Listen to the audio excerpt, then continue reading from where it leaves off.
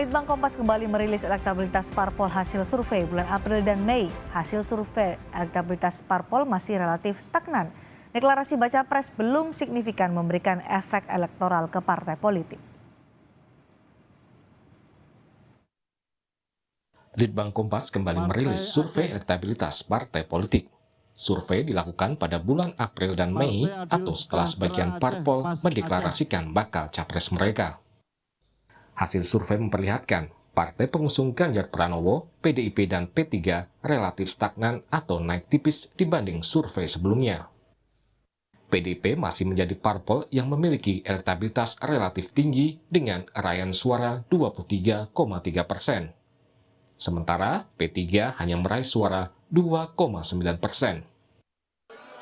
Partai pengusung Prabowo Subianto, Partai Gerindra dan PKB meraih hasil berbeda. Gerindra mengalami kenaikan signifikan dan menjadikannya sebagai partai dengan elektabilitas tertinggi kedua dengan suara 18,6%. PKB di survei kali ini justru elektabilitasnya turun dari 6,1 di bulan Januari menjadi 5,5%. Sementara tiga partai pengusung Anies Baswedan elektabilitasnya juga mengalami penurunan. Nasdem turun dari 7,3% ke 6,3%. Demokrat meski berhasil menggeser Golkar di posisi ketiga, namun suaranya juga turun dari 8,7 ke 8%. Sementara PKS elektabilitasnya juga turun 1% ke angka 3,8. Kalau terkait kotel efek ya, partai-partai yang memiliki capres, di sini kelihatan memang baru Partai Gerindra yang secara signifikan kelihatan ada relasi antara pencalonan sosok calon presidennya, dalam hal ini Pak Prabowo misalnya, itu dengan elektabilitas partainya.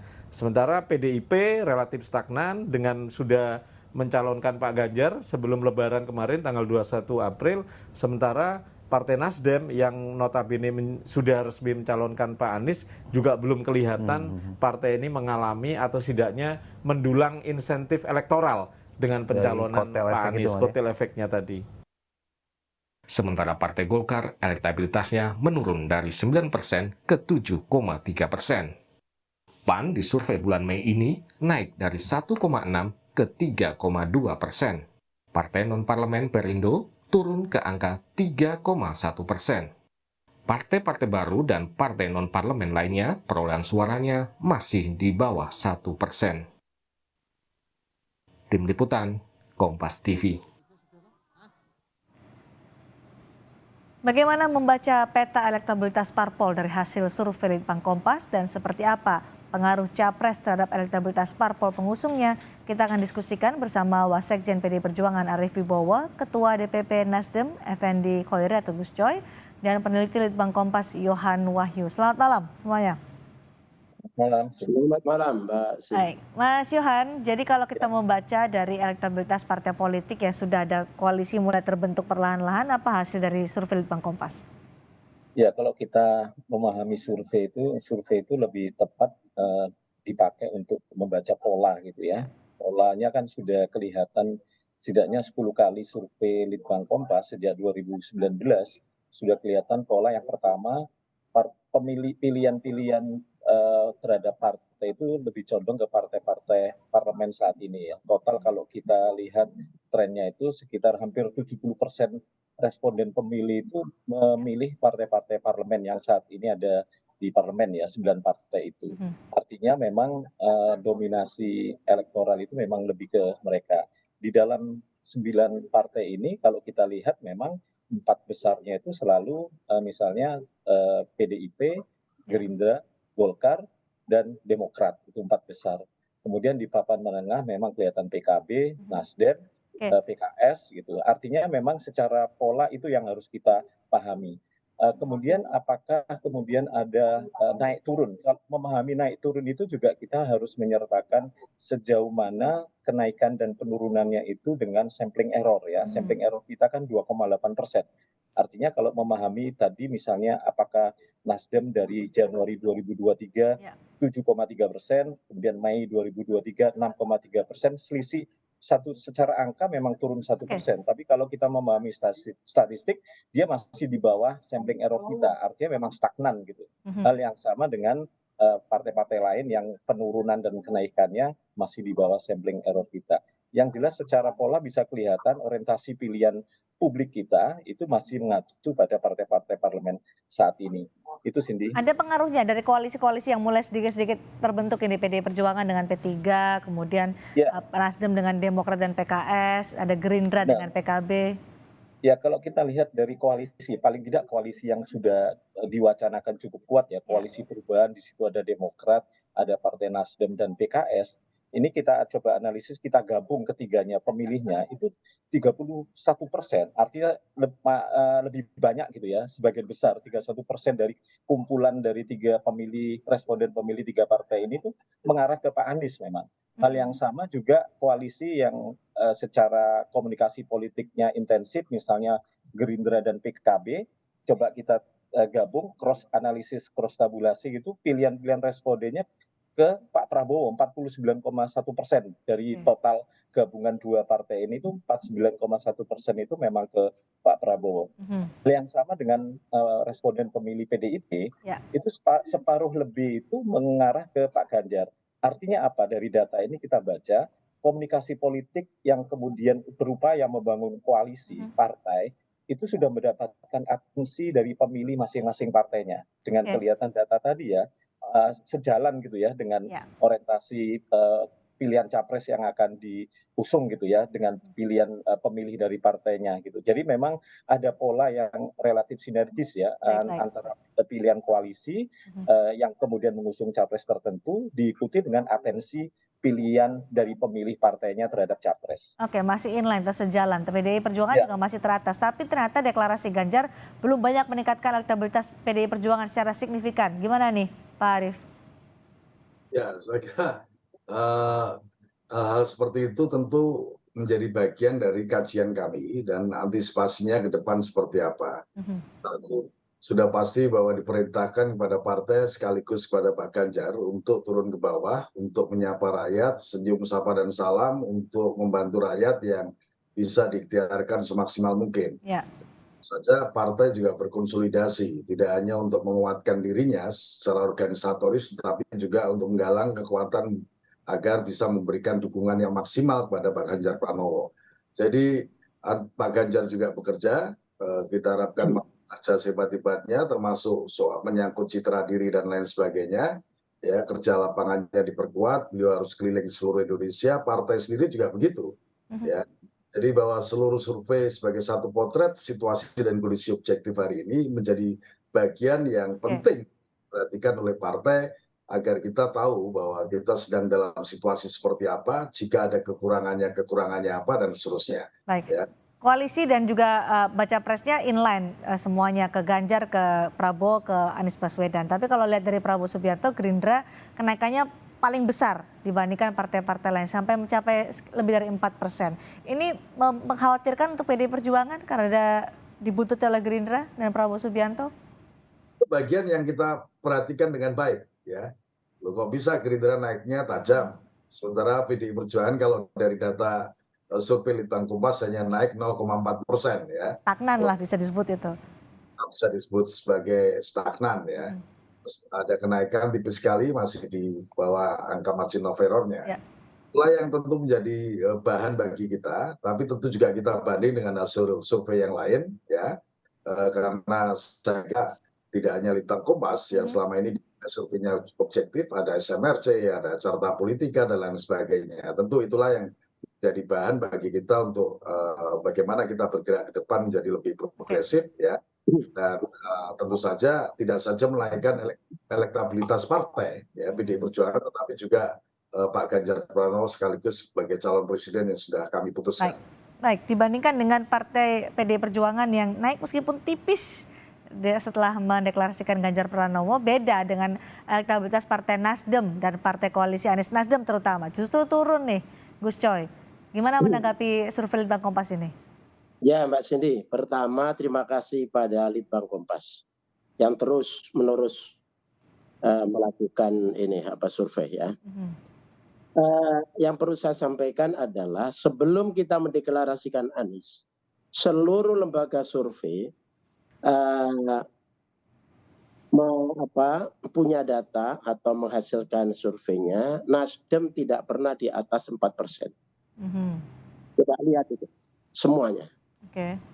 Tapi setelah mendeklarasikan Anies, itu kisaran 6,7, ya, sekitar 6,7.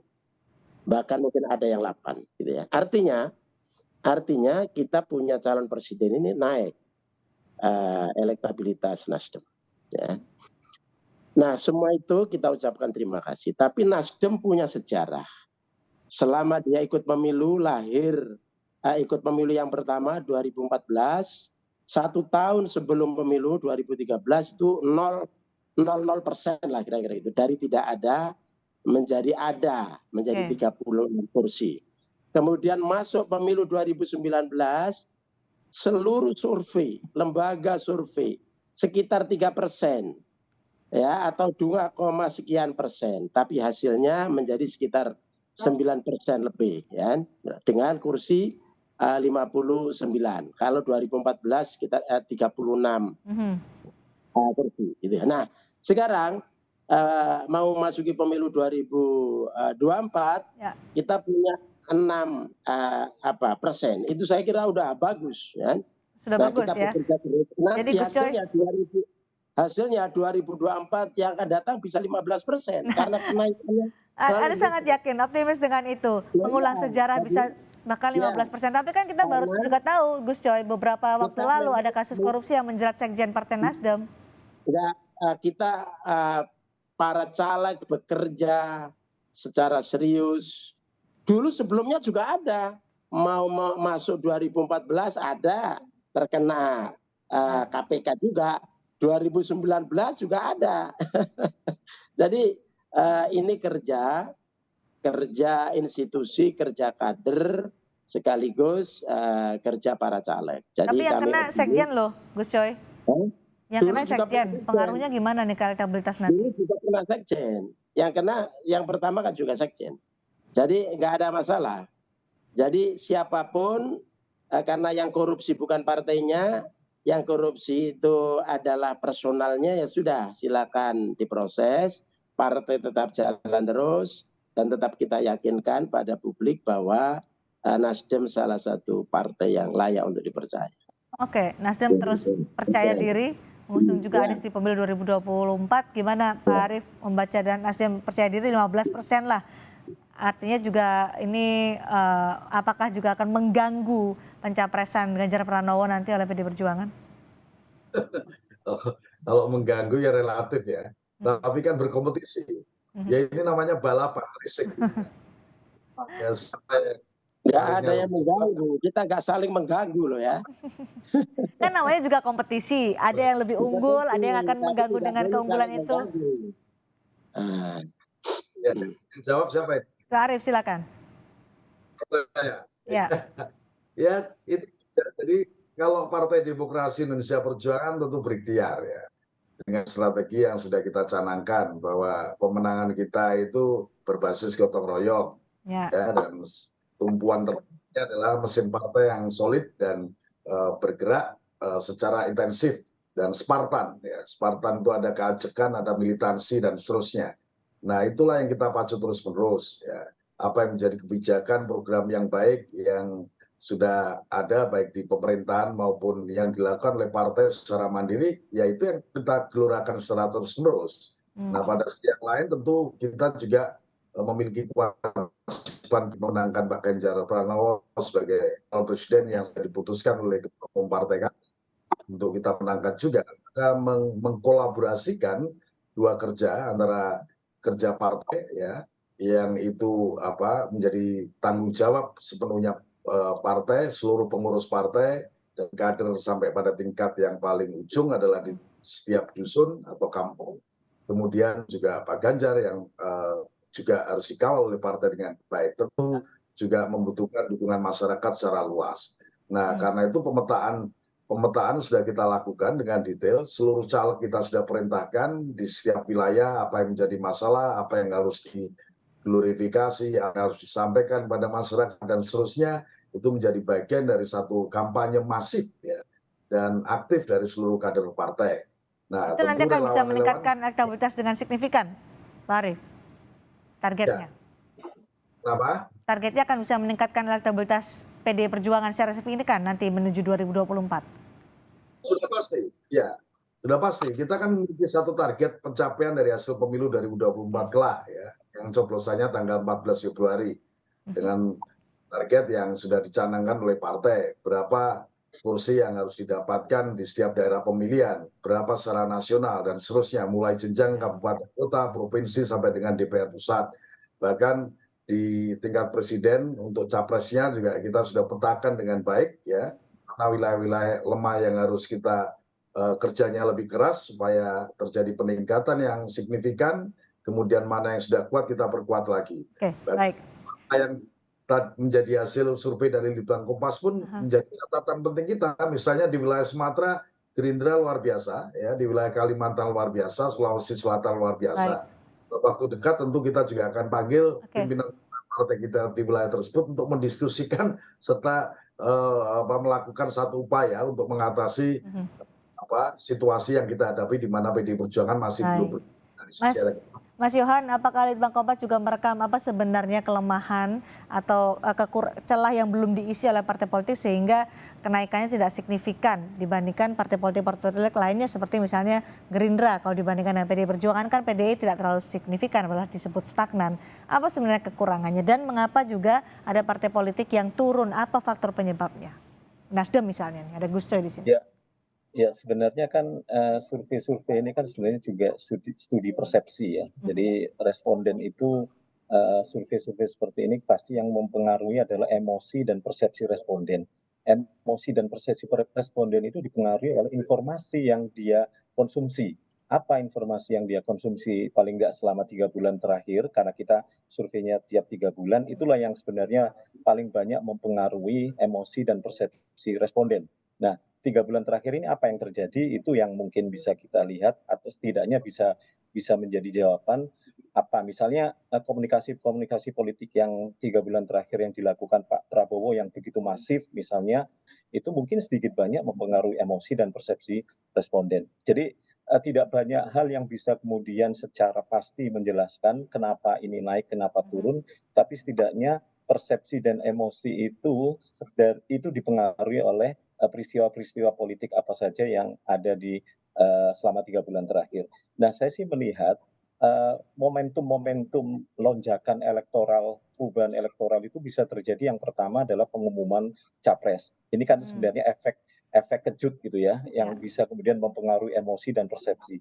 Yang kedua adalah penetapan resmi pasangan calon, dalam artian sudah ada cawapres yang dipastikan akan mendampingi capres yang sudah diusung gitu ya. Ini pasti akan mempengaruhi emosi dan persepsi. Dan ketiga tentu adalah di saat kampanye, terutama debat nanti, itu akan paling banyak akan mempengaruhi emosi dan persepsi, yang sedikit banyak akan mempengaruhi potensi elektoral. Kan kalau di survei kita, rata-rata ada 15-16% swing voter ya, yang belum menentukan pilihan, terutama terhadap partai. Tapi di dalam pemilih-pemilih partai itu juga punya potensi swing, artinya bisa berpindah gitu. Nah, ini yang sebenarnya masih pasar pemilih yang cukup potensial untuk direbut oleh semua kontestan. Masih bisa berpindah, masih bisa direbut. Gus Coy, apakah salah satu momennya untuk merebut itu adalah supaya tadi targetnya 15% bisa terpenuhi Nasdem soal deklarasi bacawa pres? Ya, kita kerja keras, menggerakkan seluruh potensi yang kita miliki. Nah, itu aja. Kita kerja keras, semua kader harus kerja keras. Bacawa pres nggak masuk dalam hitungan kerja keras? Oh iya, termasuk bakal calon presidennya dan wakil presiden yang akan datang. Ya sama-sama. Kapan akan diumumkan bacawa pres? Karena kan tadi kalau informasi terbaru tadi PKS menyebutkan sudah ada 3 nama yang dikantongi oleh Anies Baswedan sebagai bacawa pres. Ada Anies Baswedan, maksud saya ada Khofifah Indar Parawansa, ada AHY, ada Aher, dikatakan seperti itu. Nunggu ru'yatul hilal.